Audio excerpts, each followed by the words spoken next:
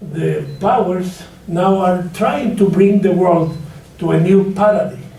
If you remember 1945 with the UN burning and the human rights declaration as a matter of state, the peace was related to development, peace and development. It was like that. Around 70s, 80s began the paradigm peace and democracy. And the peace was needed, especially political ways to go on. Then we passed to peace and human rights. But now, after the Twin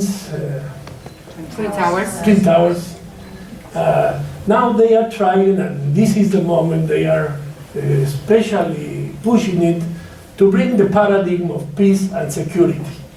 And bring security as a central factor to explain everything. What democracy we did, that related to security. What justice, the one related to security. What? Everything. And the problem is that in many countries, especially in Mexico, these new forms of violence, structural and conjunctural, those because of the system, because of dispossession, and also because of the war of crimes and the way to confront the organized crime, etc. For many people, that suffering is the demand of security. So, second idea, for those who believe and understand our faith and our principles in the paradigm of peace and justice, we have a very serious challenge now, because they are moving the whole conception of peace. And the problem is that the single people in the world facing that pains are very dramatically accepting security as the central feature of peace. And therefore, second, the challenge we are bringing, the same of the complete spectrum of liberation.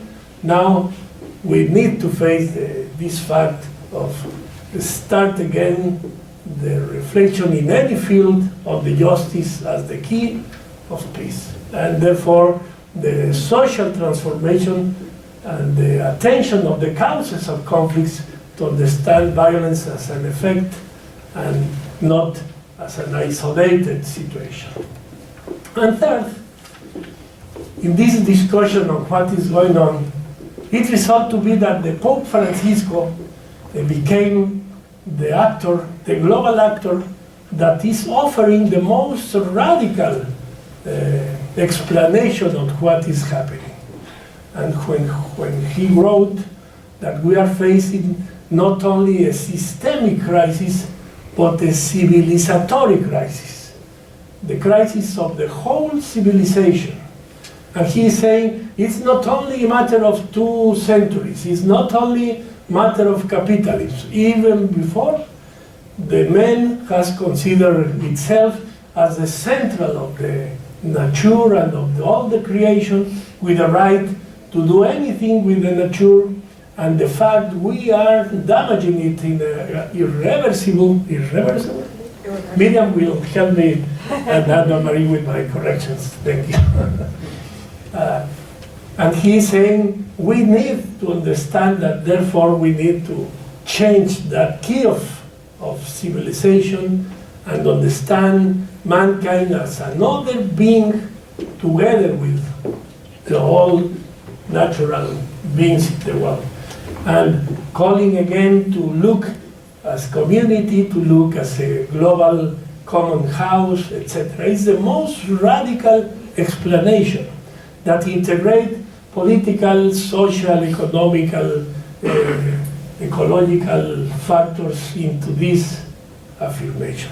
And therefore it's a moment not to understand the moment only related to one issue, but to understand that in this moment we need to open the vision to the integral joint vision. So the world is in a crisis, but also in a very serious transition. And many spaces are wondering if it is not the moment of societies, not only moment of powers. They are used to fight, to push their interests, their visions. Where are societies in this moment of redefining civilization, peace, and liberty?